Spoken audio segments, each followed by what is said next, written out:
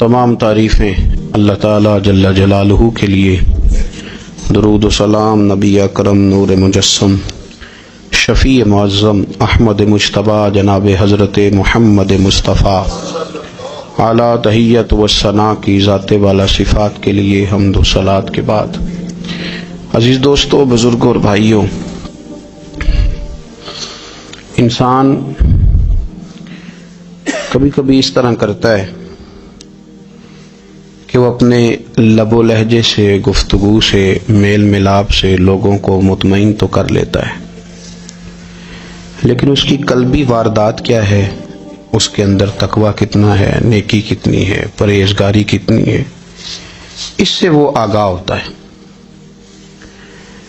وہ بہت ساری چیزوں کو لوگوں سے چھپا تو لیتا ہے، لیکن اپنے آپ سے نہیں چھپا پاتا، اپنے رب کریم سے نہیں چھپا پاتا۔ پھر یہ ہوتا ہے کہ وہ جھوٹی تسلیوں سے اور اپنے نفس کی جھوٹی دلیلوں سے اپنے آپ کو راضی کرتے کرتے اس مقام پہ پہنچ جاتا ہے کہ وہ ٹوٹ کے بکھرنے کے قریب آ جاتا ہے۔ اسلام ایمان کی، عقیدے کی، روحانیت کی بات کرتا ہے، اور یہ ساری چیزیں انسان کے دل کے ساتھ تعلق رکھتی ہیں۔ دنیا میں بہت سارے لوگ ایسے ہیں جو کسی وجہ سے اپنا دین ظاہر نہیں کر سکے، بتا نہیں سکے، لیکن ان کے اندر ایمان تھا، تو رب کریم قیامت کے دن انہیں ایمانداروں کے ساتھ ہی کھڑا کرے گا، حالانکہ وہ بتا نہیں سکے، سکھا نہیں سکے، اللہ تعالیٰ انہیں ایمانداروں کے ساتھ ہی کھڑا فرمائے گا۔ تو یاد رکھنے کی بات یہ ہے، سمجھنے کی بات یہ ہے کہ اپنی قلبی واردات پر، اپنے دل پر، اپنے باطن کی کیفیات پر نظر رکھی جائے، اور جتنی کمزوریاں اور کوتاہیاں ہیں ان سے اپنے آپ کو بچایا جائے، اور بہت ساری ایسی چیزیں جو نقصان کا باعث ہیں، ہم کہہ کے اپنے آپ کو مطمئن تو کر رہے ہیں لیکن ہمارے دل کو، روح کو نقصان دے رہی ہیں، ان سے بچا جائے۔ قرآن حکیم فرقان حمید نے ارشاد فرمایا، سورہ ملک کے اندر فرمایا، وَأَسِرُّوا قَوْلَكُمْ، تم کوئی بات چھپا کے کرو، اَوِجْهَرُوا بِهِ، یا اعلانیہ کرو۔ اگر سمجھنے کے لیے انسان کو کوئی چیز درکار ہو نا، تو میرا خیال ہے کہ یہ آیہ کریمہ کافی ہو جائے اس کے لیے۔ فرمایا وَأَسِرُّوا قَوْلَكُمْ، تم کوئی بات بڑی چھپا کے کرو، اَوِجْهَرُوا بِهِ، یا اعلانیہ کرو، یہ سمجھ لو، اس پر غور کر لو کہ إِنَّهُ عَلِيمٌ بِذَاتِ الصُّدُورِ، رب تو دلوں کے حال جاننے والا ہے۔ تم اعلانیہ کرو یا چھپا کے کرو، وہ تو جانتا ہے، علیم بذات الصدور، وہ تو دلوں کے حال جاننے والا ہے۔ تم بے شک اونچا کرو، بے شک آہستہ بولو۔ آیت نازل کب ہوئی، شان نزول بھی بڑا انوکھا ہے۔ مشرکین مکہ رسول کریم صلی اللہ علیہ وسلم کے بارے میں معاذ اللہ باتیں کرتے تھے، تو حضور اللہ کے دیے ہوئے علم سے انہیں جان لیا کرتے تھے۔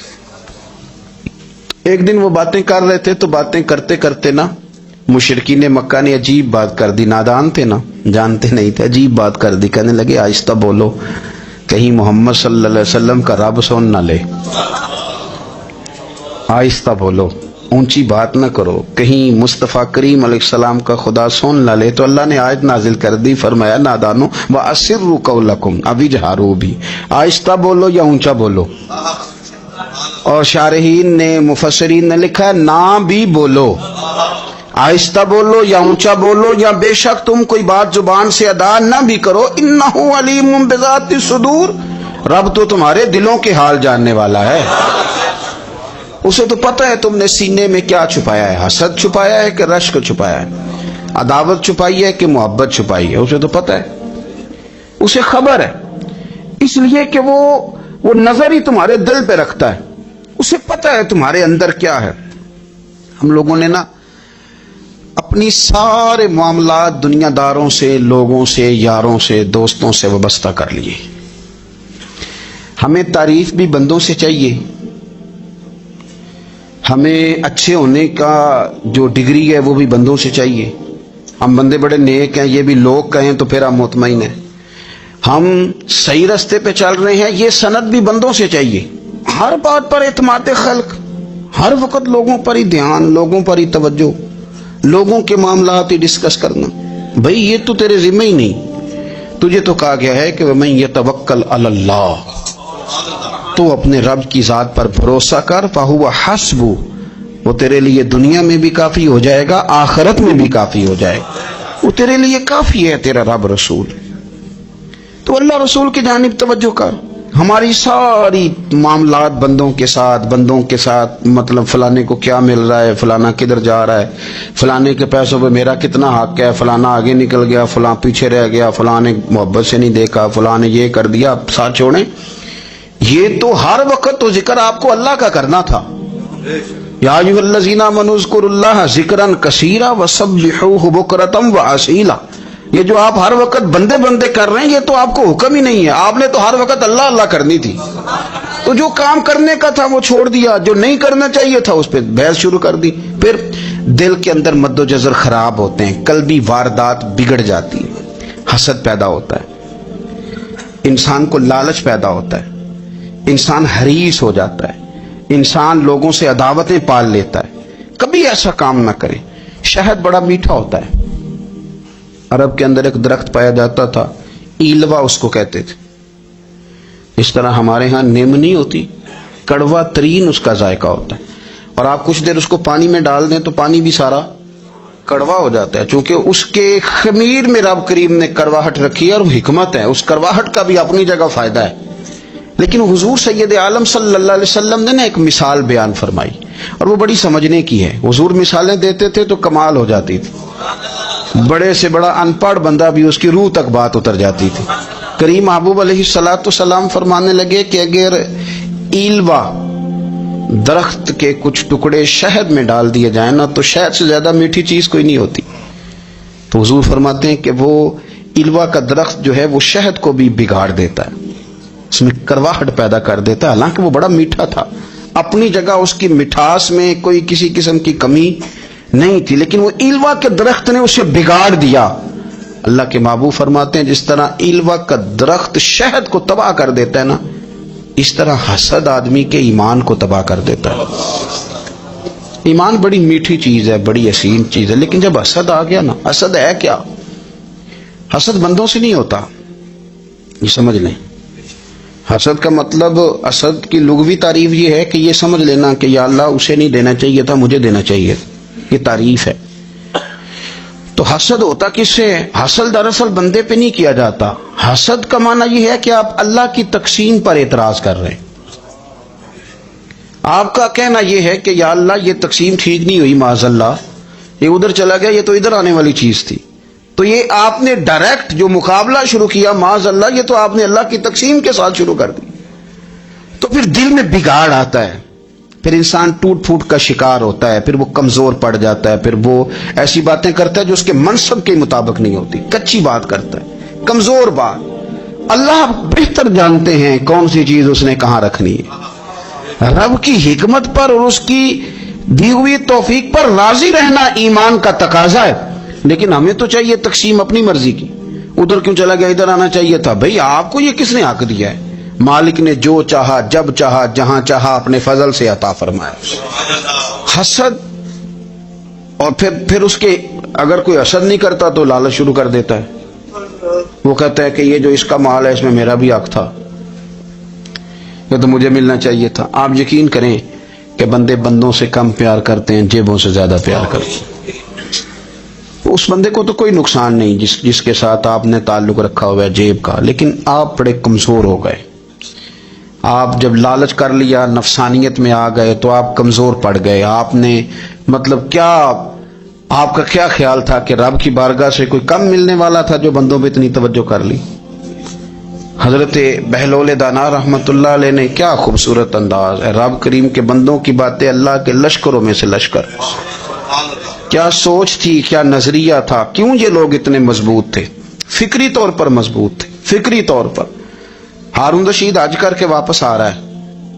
حضرت بہلول دانا راستے میں بیٹھے ہیں، ملاقات ہو گئی، کہنے لگا حضور کوئی حکم ہو تو بتائیے گا۔ فرمانے لگے کوئی نہیں، تو جا اپنا کام کر۔ بادشاہ ہے، یا کسی کو کارڈ مل جائے تو وہ لوگوں کو دکھاتا پھرتا ہے، وزیر صاحب نے خود دیا ہے۔ بادشاہ وقت خود کر، حضرت کوئی حکم ہو تو؟ فرمایا نہیں، اللہ خیر کرے گا۔ تو کہنے لگا حضور میں نے سنا آپ مقروض ہیں تو بتا ہی دیتے۔ تو آپ مسکرا کے فرمانے لگے تیرا کیا خیال ہے بھلا؟ کہنے لگے حضور کس بابت؟ فرمانے لگے تیرا کیا خیال ہے کہ اللہ ہارون رشید کو دے گا اور بہلول دانا کو بھول جائے گا؟ تیرا کیا خیال ہے؟ رب کریم ہارون رشید کو تو دیتا جائے گا اور بہلول دانا کو بھول جائے گا؟ بادشاہ کہتا ہے کہ میں چکرا ہی گیا کہ بھلا اس سوال کا کیا جواب ہے؟ تو میں نے کہا حضور رب تو بھولنے سے پاک ہے، وہ تو کسی کو نہیں بھولتا، اسے نہ اونگ آتی ہے نہ نیند آتی ہے۔ تو فرمانے لگے جا پھر اپنا کام کر، جب مناسب سمجھے گا تو بہلول کو بھی قرضے سے نجات عطا کاری دے گا۔ تو جا اپنی ڈیوٹی کر، وہ جب چاہے گا نا تو میرے قرضے دور۔ تو کیا سمجھتا ہے کہ تجھے یاد رکھے گا مجھے بھول جائے گا؟ یہ کیسے ہو سکتا ہے؟ او یار ادھر دیکھ میری بات سن۔ او بھائی وہ تیرا میرا رب ہے، یہ ہو سکتا ہے کہ امیروں کو دے دے اور تیرے جیسے میرے جیسے غریبوں کو وہ بھول جائے؟ یہ ہو سکتا ہے؟ تو کیوں لوگوں کی جیبوں پہ توجہ، لوگوں کی جیبوں پہ نظریں، فلانے کے پاس آ گیا تو میں رہ گیا، مطلب کس لیے؟ ہمارا رب کسی کو بھولتا نہیں ہے، کسی شخص کو وہ میرا مالک اپنے فضل سے نظر انداز نہیں کرتا، وہ سب کو نوازتا ہے، لیکن اس کی حکمت کے تقاضوں کا انتظار کرنا مسلمان کی شان ہے۔ کبھی کسی حسد میں کبھی کرنا ہو تو رشک کریں، مزہ آئے گا۔ اور یہ رشک کرنے کا نا، رشک کا معنی کیا ہے؟ حسد کا معنی ہے یا اللہ اسے نہیں دینا چاہیے تھا، مجھے دینا چاہیے تھا، اور رشک کا معنی یا اللہ تو نے دیا ہے، کیا بات ہے، اسے دیا تو کیا بات، اگر تو نے دیا تو مالک جچا بھی ہے، اگر تو نے دیا ہے تو نظر بھی آیا ہے، اگر تو نے دیا ہے تو پھر کیا بات ہے، کمال ہو گئی، وہ نظر آ رہا ہے۔ اور یا اللہ اسے دیا ہے تو میں بھی تیرا بندہ ہوں، اسے بھی اور دے اور مجھے بھی عطا فرما۔ یہ رشک ہے۔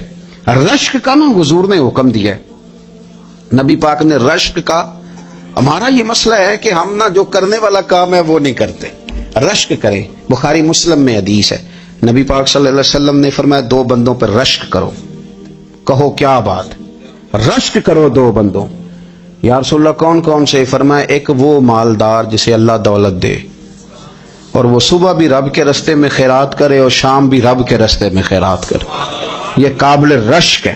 کہو تیری کیا بات ہے بھائی، کیا تجھے اللہ نے نوازا ہے، اور اس پر رشک کرو کو یا اللہ اسے اور دے تاکہ یہ تیرے بندوں پہ اور اثار کرے اور تیرے بندوں پہ سخاوت کرے، اور اللہ اس کے فعل تصدق ہمیں بھی عطا فرما۔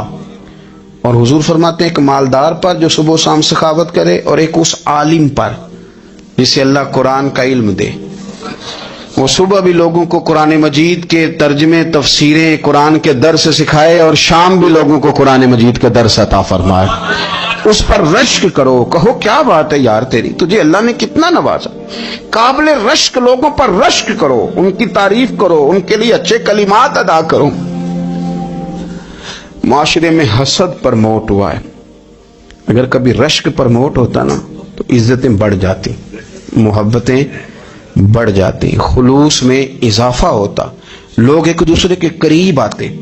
ہم نے کسی فضیلت والے کی فضیلت کو تسلیم کرنے سے انکار کر دیا، ہم نے کسی بڑائی والے کی بڑائی کو تسلیم کرنے سے انکار کر دیا، ہم نے حسد کیا، ہم نے لالچ کیا، ہم حریص ہوئے۔ اس کا نقصان یہ ہوا کہ لوگ ایک دوسرے کے پاس رہتے ہوئے پاس نہیں رہتے، ایک دوسرے کے ساتھ وقت گزار رہے ہوتے ہیں لیکن ان کے بارے میں رویے ان کے سخت ہوتے ہیں، لب و لہجہ تلخ ہوتا ہے، جب وہ کسی کے بارے میں بے لاگ تبصرہ پوچھا جائے تو غلط باتیں کرتے۔ رشک کریں، دیکھیں نا حضرت ابو بکر صدیق رضی اللہ، حضرت عمر فاروق رضی اللہ، ساری زندگی دوڑ لگی رہی۔ حضرت عمر کہتے میں نے ساری زندگی دوڑ لگائی ہے کہ ابو بکر سے آگے گزر جائیں، لیکن یہ دوڑ حسد والی نہیں، یہ رشک والی۔ فرماتے میرا دل کرتا تھا کہ میں نیکیوں میں ابو بکر سے آگے گزر جاؤں، حضور کے عشق میں ابو بکر سے آگے گزر جاؤں، نبی پاک علیہ السلام کی اولاد کی محبت میں ابو بکر سے آگے گزر جاؤں، میں نا خیر کے کاموں میں آگے گزروں۔ کہتے میرا ساری زندگی رشک کا رشتہ رہا، یہ رشتہ شاندار ہے، اس پر عمل کریں، اس پر توجہ کریں، بجائے اس کے کہ یہ کہنا کہ استاد جی کا فلانے سے زیادہ پیار ہے، پیار کی وجوہات تلاش کر. مرشد فلانے پہ نظر رکھتے ہیں تو میرے بھائی وہ نوٹوں کی وجہ سے نظر نہیں رکھتے، تو وجہ تو تلاش کرنا، وجہ کیا ہے. تو اپنے آپ کو اس طرح کا بنا، تو اس طرح کی کیفیات پیدا کر اپنے اندر. ہم کیا کرتے ہیں کہ رشک کرنے کی بجائے حسد کرتے ہیں. حسد نہیں کریں، اپنے آپ کو سنواریں، وہ رشک کی وجہ سے آپ سنوار سکتے ہیں. نبی پاک علیہ السلام کی پیاری زوجہ ام المومنین سیدہ عائشہ صدیقہ، بڑی شان ہے اس خاتون کی، بڑی عظمت ہے ان راہوں کے صدقے جن رستوں سے سیدہ پاک کی سواریاں گزرا کرتی ہیں. کیا درجہ اللہ نے دیا ہے سیدہ عائشہ صدیقہ کو. کہتی ہیں حضور کا وصال میری گود میں ہوا ہے. اور مولا علی شیر خدا فرماتے ہیں میں نے حضور کو سب سے زیادہ عائشہ صدیقہ سے پیار کرتے ہوئے دیکھا. اور عائشہ صدیقہ رضی اللہ تعالیٰ عنہ فرماتی ہیں میں نے حضور کو سب سے زیادہ فاطمہ الزہرا سے پیار کرتے دیکھا. یہ الگ ماحول ہے ان کا آپس میں. تو حضرت عائشہ صدیقہ اتنا بڑا مقام، لیکن وہ فرماتی ہے میں نے ساری زندگی سیدہ خدیجہ الکبریٰ پہ رشک کیا. میں نے کہا کیا بات تھی اس خاتون کی جو وصال کر گئیں، لیکن شاید کو دن خالی جاتا ہو کہ مدینے والے ان کی وفاؤں کا ذکر نہ کرتے، شاید کوئی خالی دن جاتا. کہتی ہے میں نے اتنا قابل رشک ماحول نہیں دیکھا. ایک دن حضور گھر میں گوشت لائے اور مجھ سے فرمایا عائشہ گوشت پکاؤ. تو میں اسے صاف کرنے لگی تو حضور فرمانے لگے شوربہ ذرا زیادہ کرنا. میں نے عرض کی حضور کیا کچھ مہمان آئیں گے گھر میں؟ تو فرمایا نہیں عائشہ، مدینہ منورہ میں نا مجھے پتا چلا ہے خدیجہ الکبریٰ کی کچھ سہیلیاں آئی ہیں، تو شوربہ بنا، میں انہیں پہنچاؤں گا خدیجہ کی سہیلیوں کو، شوربہ زیادہ پکا ذرا. تو حضرت عائشہ صدیقہ کہتی ہے میں نے بڑے نرم لب و لہجے میں بڑی بنا سوار کے مسجع مکفہ چن کے جملے بات کی. میں نے عرض کی حضور سنا ہے وہ آپ سے 15 سال عمر میں بڑی تھی، نکاح بھی پہلے ہو چکا تھا، اور بتاتے ہیں لوگ کہ بظاہر کوئی حسن و جمال بھی اس ماحول کا نہیں تھا. حضور اللہ نے آپ کو جوان اور خوبصورت بیویاں دی ہیں، پر میں جب بھی سنتی ہوں جناب خدیجہ کا ذکر ہی سنتی ہوں. میں نے رشک کے انداز میں کہا. کہتی میں بات کہہ کے خاموش ہو گئی، اور جب میں نے نظر اٹھا کے دیکھا تو حضور کی آنکھوں میں آنسو. نبی پاک صلی اللہ علیہ وسلم کا یہ انداز دیکھا تو میں نے کہا حضور میں رب رسول کی بارگاہ میں توبہ کرتی ہوں، اب تو رو دیے. تو حضور فرمانے لگے عائشہ یہاں جو بھی آیا ہے نا وہ سکھوں اور آسانیوں کے دنوں میں آیا ہے، اور خدیجہ میری ان دنوں کی ساتھی تھی جو میرے تکلیف کے دن تھے، میری آزمائشوں کی، میری پریشانیوں کی میری ساتھی تھی. جب لوگ مجھے تکلیف دیتے تھے میں گھر جاتا تھا تو مجھے کہتی تھی حضور آپ تو صلہ رحمی کرتے ہیں، غریبوں کا بوجھ اٹھاتے ہیں، آپ تو لوگوں کے ساتھ محبت سے پیش آتے ہیں، حضور آپ پریشان نہ ہو، آپ کا رب آپ کو ہمیشہ عزت ہی عطا فرمائے گا. فرمایا وہ میری تکلیفوں کی اسے کیسے. میرے بھائی رشک کیا لوگوں نے ایک دوسرے پر، حسد نہیں کیا. ہم تو نا جی اپنی مرضی کے فیصلے کرتے کرتے پیچھے رہ گئے. ہم نے لوگوں کو پیچھے کرنے کا سوچا تھا لیکن ہم سب سے پیچھے رہ گئے. ہم نے سیاست اور سازش کی تھی کہ کچھ لوگوں کے دلوں پہ پیر رکھ کے میں اپنا قد اونچا کروں گا، کچھ کے سینوں پہ پیر رکھ کے، لیکن ایسا نہیں ہوتا، یہ ہوتا نہیں. آپ کسی کی جگہ نہیں لے سکتے، اس لیے کہ رب نے سب کی جگہ اپنی اپنی بنائی ہوئی، سب کی جگہ. ہاں ایسا ضرور ہوتا ہے کہ کئی دفعہ نا ہم اپنے مقام کو گرا لیتے ہیں. وہ کسی نے کہا تھا کہ ایسا نہیں کہ تیری جگہ کوئی اور آ گیا، لیکن تیرا مقام بھی اب تیرا نہیں رہا. ہوتا یہ ہے کہ ہم نہ گرا لیتے ہیں اپنے آپ کو. اگر ہم رشک کا ماحول پیدا کریں، رشک کا، اور ہم کہیں کہ کیا بات ہے میں بھی سفر کروں گا، اس جانب جاؤں گا، بجائے یہ کہنا کہ فلاں آدمی بڑا آگے نکل گیا ہے، یہ کر کے نکل گیا ہے، وہ کر کے نکل گیا ہے، یہ کہنا کہ یار میں بھی رب کریم کی اس مدد کو تلاش کرتا ہوں جس کی برکت سے اللہ نے اس پر فضل فرمایا. امام غزالی فرماتے ہیں 3 لوگوں میں حسد زیادہ ہوتا ہے، بغض زیادہ پیدا کر لیتے ہیں. اب چونکہ مضمون ہے تو ساری بات کھول کے ہی کرنی پڑے گی نا. فرماتے ہیں 3 لوگوں میں حسد، بڑے عہدے والوں میں حسد زیادہ ہوتا ہے. یعنی صوبائی وزیر کہتا ہے کہ حق میرا ویسے وفاقی وزیر کا تھا، اور وفاقی وزیر کہتا ہے کہ جتنا میرا تجربہ ہے نا مجھے بنایا وزیر اعظم ہی جاتا تو بات ٹھیک تھی. حسد زیادہ، بڑے عہدے والوں میں حسد. اور امام غزالی فرماتے ہیں مالداروں میں حسد زیادہ ہوتا ہے. غریب نے غریب سے کیا جلنا ہے؟ جلنے کو شاید کوئی نہیں، کس سے جلیں گے؟ تو غریب تو بیچارہ 4 روٹیاں ہوتی ہیں تو کہتا ہے چلو ٹھیک ہے آ جاؤ، دونوں مل کے بیٹھ جاتے ہیں۔ غریبوں کے دوست بھی غریب، امیر حسد کرتے ہیں، وہ سودے پہ سودا کرتے ہیں، وہ ایک دوسرے کی کمزوریاں بیان کرتے ہیں۔ میں نے گاہکوں کو نفع لیتے دیکھا ہے، فلانے سے مال لیتے تھے جی، اس نے بڑا تنگ کیا، تو کہتا ہے اسی طرح کا تو مجھ سے خریدا کر۔ لوگ استعمال کر جاتے ہیں، وجہ بیچ میں کیا ہوتی ہے؟ حسد، عداوت، خرابی ہوتی۔ اور تیسری بات امام غزالی نے شاید میرے لیے کہی ہے، امام غزالی فرماتے ہیں علماء میں حسد بڑا ہوتا ہے، عہدیداروں میں، مالداروں میں اور علم والے لوگوں میں۔ وہ بھی اللہ کی تقسیم پر راضی نہیں ہوتے، چونکہ وہ سمجھتے ہیں مجھے یہ لفظ آتے ہیں، میری قابلیت زیادہ ہے، میں زیادہ پڑھا لکھا ہوں، تو یہ منصب بھی میرا تھا، یہ کام بھی میرا تھا، یہ بھی میرے پاس ہونی چاہیے۔ ایسا نہیں ہوتا، یہ تو رب کریم کی عطا ہے۔ میں کئی دفعہ کہہ چکا ہوں کہ کام لینے پہ آئے تو میرے جیسے بیکار آدمی سے کام لے لے، یہ اس کی عطا ہے۔ اب ہمیں کرنا کیا ہے؟ ہمیں اس کی تقسیم پر راضی رہنا ہے، اس کی تقسیم پر قربان جائیں۔ رسول پاک علیہ السلام سے صحابی نے پوچھا حضور عزت کیا ہے؟ فرمایا جو رب نے تجھے دیا اس پہ راضی ہو جا، اللہ عزت عطا کر دے گا۔ قناعت کر، جو اللہ نے تجھے دیا اس پر قناعت کر، اللہ تجھے عزت دے دے گا۔ حضور ذلت کیا ہے؟ فرمایا لوگوں سے لالچ نہ رکھنا، تو ذلیل ہو جائے گا، لالچ نہ کر۔ تیزی کے ساتھ پروموٹ ہوتی ہیں چیزیں، ہمیں سازش کرنی آتی ہے، ہمارا خیال ہوتا ہے کہ میں نے دوسروں کے پیسوں پہ کاروبار کرنا ہے، ہمارا خیال ہوتا ہے کہ پالٹی ڈال کے روٹی کھانی ہے، ہمارا خیال ہوتا ہے کہ کسی بندے کو کس طرح استعمال کرنا ہے۔ یاد رکھ لینا، کبھی بات نہ بھولنا، جو لوگوں کو استعمال کرنا چاہتا ہے وہ ساری زندگی استعمال ہوتا رہتا ہے۔ جو کسی شخص کو کسی مقام پر رسوا کرنا چاہتا ہے اپنی عزت بچا نہیں پاتا۔ جو آدمی لوگوں کو حقیر جانتا ہے اللہ اسے کبھی عزتیں عطا نہیں کرتا، وہ گڑھوں کے اندر گرتا چلا جاتا ہے۔ یاد رکھیں جو عزتیں دینی شروع کر دے رب اسے باعزت بنا دیتا ہے، جو پیار کرنا شروع کر دے معاشرے میں لوگ اس سے پیار کرنے لگ جاتے۔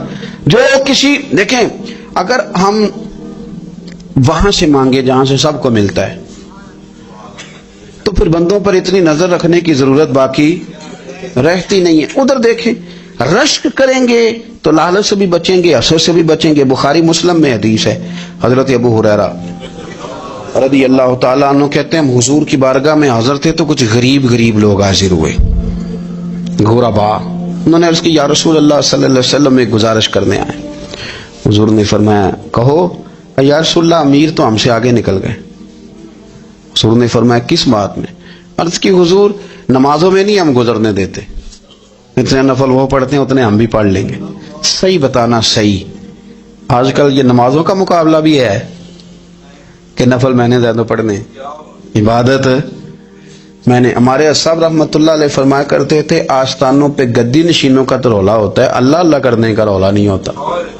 یہ تو شور ہوتا ہے کہ سجادہ میں ہوں سجادہ، اور سب نے کوئی نہ کوئی کہانی سنائی ہوتی، کہتے نہیں ابا جی مجھے کہہ گئے تھے کان میں، دوسرا کہتا نہیں مجھے لکھ کے دے گئے تھے، تیسرا کہتا تمہیں تو پتہ ہی نہیں، تم تھے ہی نہیں، عمرے پہ تو میرے ساتھ گئے تھے۔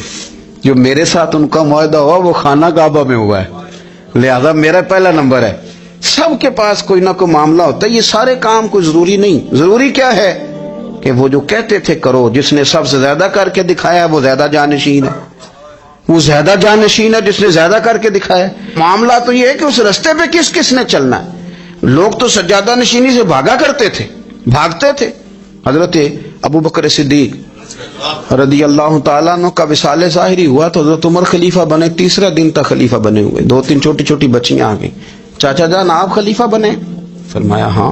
چلو پھر عصر کے بعد ابو بکر ہمارے گھر جاتے تھے۔ فرمایا پتر تمہارے گھر کیا ہے؟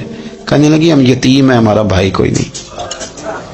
ابو بکر روز عصر کے بعد آتے تھے، ہماری بکریوں کا دودھ دھو کے ہمیں دے جاتے تھے، کچھ بیچ کے گزارا کر لیتی تھی، کچھ پی لیتی تھی۔ چچا 3 دن ہو گئے، میری اماں بھی روتی ہے، بہنیں بھی روتی ہیں، آپ چلیں گے؟ تو جناب سیدنا عمر فاروق کہتے ہیں میں نے دستار سر پہ رکھی اور پٹکا میں نے اپنے کندھے پہ رکھا، بیٹیاں آگے آگے میں پیچھے روتے جا رہے۔ ایک صحابی نے پوچھا عمر کیوں رو رہے ہو؟ کہنے لگے یار یہ ابو بکر کتنا مشکل رستہ دے کے گیا، کتنا مشکل رستہ ہے اس کے طریقے پہ چلنا۔ یہ لوگ تو سجادہ نشینی اتنا کٹھن کام تھا، لوگ بھاگا کرتے تھے۔ شوق آ گیا، اب رسول کریم علیہ السلام کے حضور ناز حاضر ہو کے عرض کی حضور امیر آگے گزر گئے، نمازوں میں نہیں ہم گزرنے دیتے، ہم ان سے زیادہ پڑھیں گے، نفلوں میں نہیں گزرنے دیتے، زیادہ پڑھیں گے۔ یا رسول اللہ صلی اللہ تعالی علیہ وسلم ہم انہیں نا تلاوت قرآن پاک میں نہیں آگے گزرنے دیں گے، وہ ہم زیادہ پڑھیں گے، لیکن حضور وہ مالدار ہیں، غلام آزاد کرتے ہیں، صدقات کرتے ہیں، خیرات، اس کا ہم کیا کریں؟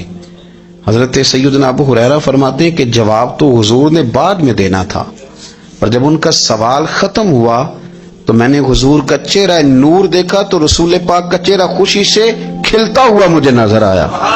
گویا یہ جو رشک ہے نا کہ نیکی میں آگے گزرنا، یہ حضور کو اتنا پسند آیا کہ ان کے سوال سے حضور بڑے راضی ہوئے۔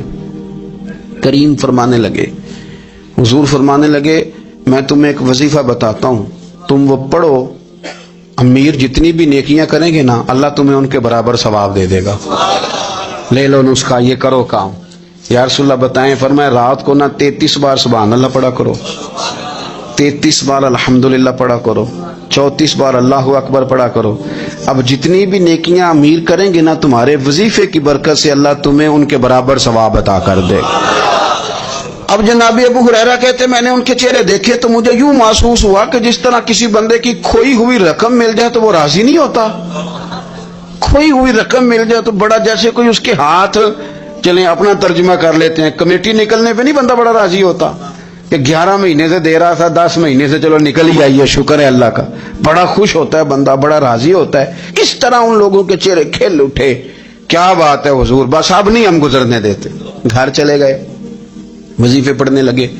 کچھ دنوں کے بعد ان میں سے کچھ لوگ واپس آئے۔ حضرت ابو ہریرہ کہتے ہیں مجھے چونکہ وہ پرانی بات یاد تھی تو میں دلچسپی سے ان کا آنا جانا دیکھنے لگا۔ وہ کریم کی بارگاہ میں آ کے بیٹھے تو ان میں سے ایک شخص بڑی پریشانی کے ساتھ کہنے لگا حضور بڑی پریشانی لگ گئی۔ فرمایا کیا ہوا؟ عرض کی یا رسول اللہ صلی اللہ علیہ وسلم وہ جو آپ نے وظیفہ بتایا تھا نا، میرے کچھ پڑوسی امیر ہیں وہ تو انہوں نے بھی سن لیا ہے حضور، رات میں نے سنا ہے وہ مالدار بندہ ہے، صدقے خیرات بھی بڑے کرتا ہے، غلام بھی بڑے آزاد کرتا ہے، پر وہ بھی سوتے وقت 33 بار سبحان اللہ پڑھ رہا تھا، وہ تو اس نے بھی سن لیا حضور، وہ بات یہاں سے نکلی ہے، جانے کہاں پہنچی ہے، تو وہ بھی پڑھ رہا تھا حضور اب کیا بنے گا؟ تو کہتے ہیں اس کے سوال پر بھی میرے حضور بڑے ہی مسکرائے، باقاعدہ دہک ہو گیا حضور کے، دہک ہو گیا، سرکار کھول کے نہیں مسکراتے، لیکن آج حضور اتنا مسکرائے کہ میں نے حضور کے مقدس دانتوں کی زیارت کر لی، دہک ہو گیا باقاعدہ حضور کا۔ حضور فرمانے لگے انہوں نے بھی سن لیا حضور، اور سن کے پڑھنا بھی شروع کر۔ اب بات کو سمجھیں کہ کسی امیر نے یہ نہیں کہا کہ یہ تو غریب کے لیے وظیفہ تھا، میں کہتا ہوں اللہ اللہ کا مزاج ہی نہیں، مزاج یہ کہ سیاست کیسے کرنی ہے، چکر کیسے چلانا ہے، کوئی کہانی کیسے سنانی ہے، ادھر ان کو ملا، حالانکہ بات تو غریبوں سے ہو رہی تھی، حضور وہ تو انہوں نے بھی پڑھنا شروع کر دیا۔ اب ہم کیا کریں؟ رسول کریم نے فرمایا وہ بھی پڑھ رہے ہیں، حضور پڑھ رہے ہیں، تو فرمایا ذالک فضل اللہ یؤتیہ من یشاء، بھائی پھر یہ تو اللہ کا فضل ہے نا، وہ جسے چاہے عطا کرے۔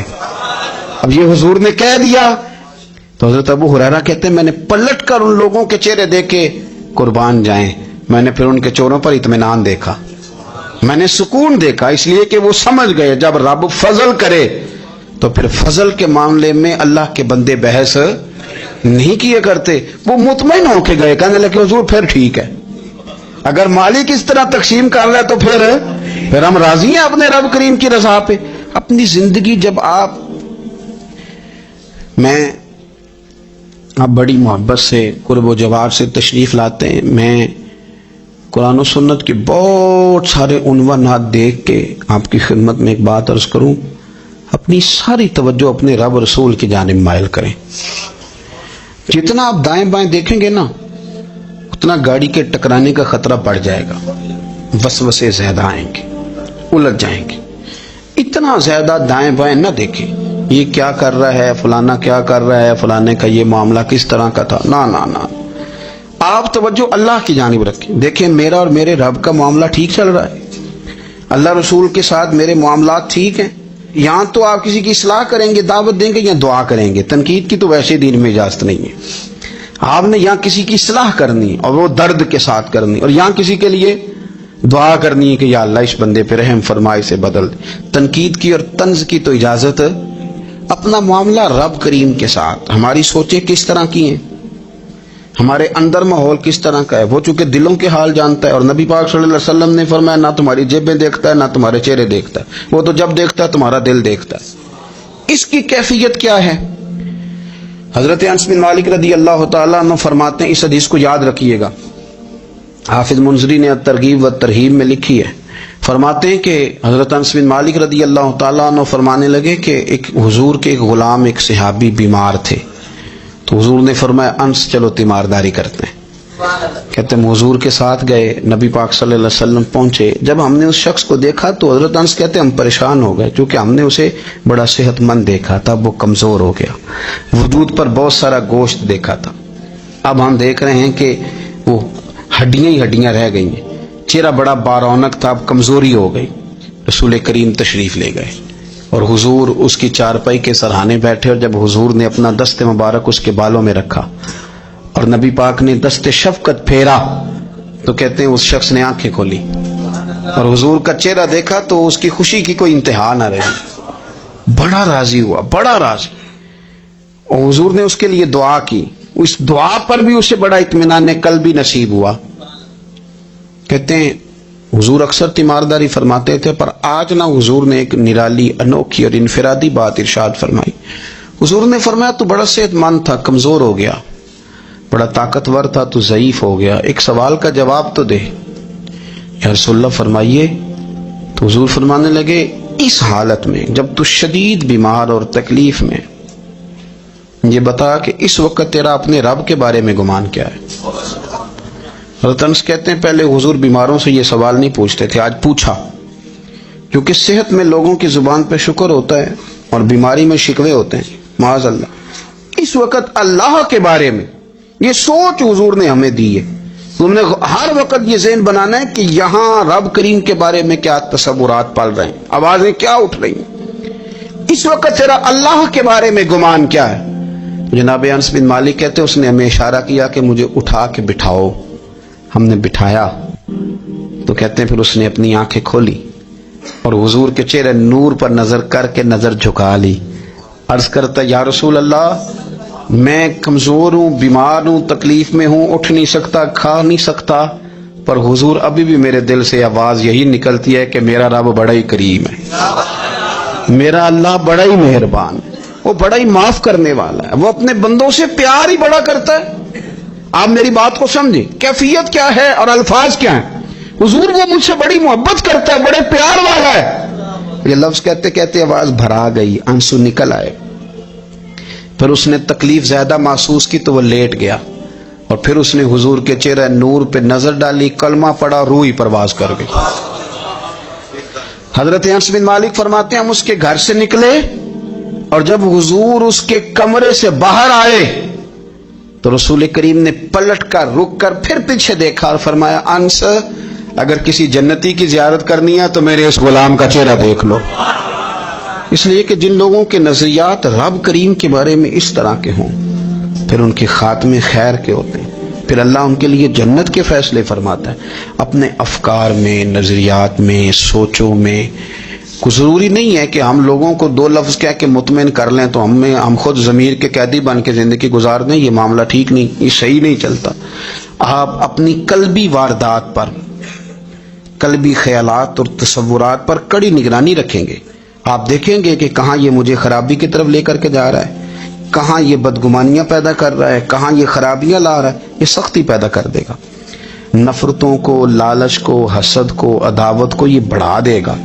آپ اپنے معاملات پر اپنے دل کو ہمیشہ حاضر رکھیں، اللہ اپنے محبوب کا صدقہ فضل کرے، وہ مقلب القلوب ہے تو وہ ہمارے دلوں کو اپنی طرف پھیر دے۔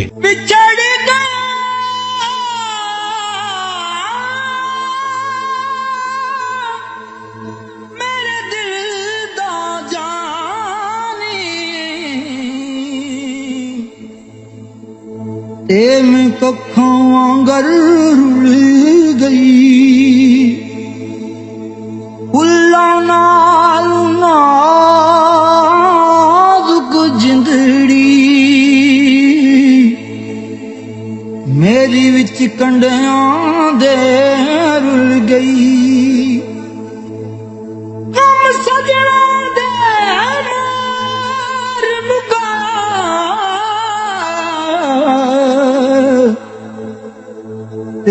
अथरू बन के डुल गई एक माया तेरी याद न भुलदी